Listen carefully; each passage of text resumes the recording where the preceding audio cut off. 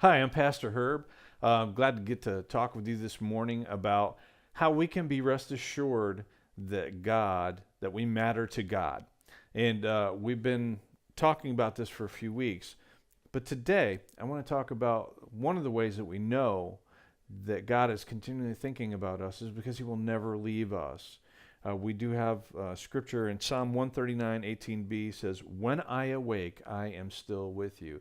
And that brings me back to how I kind of parallel my life to children of Israel. I have a lot in common with them. I know that as they were delivered out of Egypt, God was a pillar of smoke by day for them and a pillar of fire by night, which always gave them comfort to know that he was present with them all the time. And I know in my life, I met Christ back in 1987. And then after many, many years of serving him, I got my feelings hurt and decided I was going to walk away from the church. I said I was walking away from the people, but in essence, what you're doing when you turn your back on God's people is you're turning your back on God.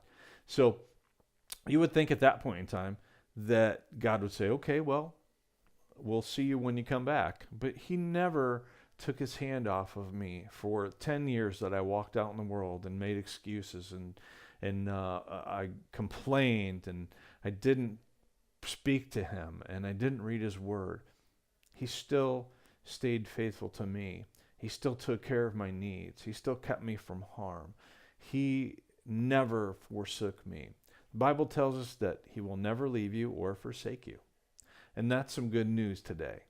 So after personally experiencing that, I want to challenge you today. If you're in that place in your life where you've gotten your feelings hurt because somebody said something at church or the pastor said something that you didn't really agree with, or you have a different philosophy on things, I'm going to challenge you to overcome that thing that's stuck in your craw, and understand that God is always there for you.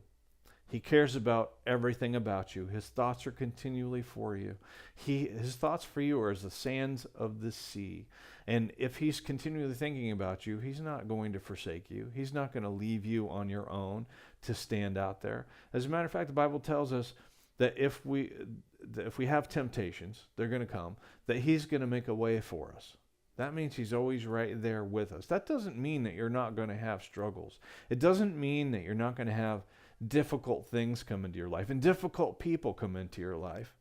It just means that he'll be there with you if you will speak to him. And the focus this week is on prayer.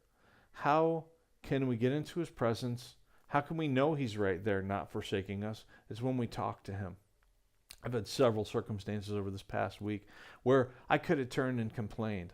I was supposed to go away this last weekend on a trip with our motorhome, and I got off an airplane Wednesday night, and I was walking through the airport, and I stepped wrong and twisted my knee, and I blew out my meniscus. It was really bad. I couldn't even walk through the airport. And immediately I wanted to say, God, you know I'm supposed to have a fun weekend this weekend. How could you let this happen to me? But I didn't. His presence was with me, and I realized, you know what? Maybe I'm not supposed to go. I just said to myself, I'm talking to God here, praying to him, Lord, if you don't want me to go, that's fine. Help me get home. That's all I want to do right now. My next step is I want to get home. And he did. I got home. My wife helped me. People were praying for me. I was able to go camping. I was able to have a great relaxing time and connect with God.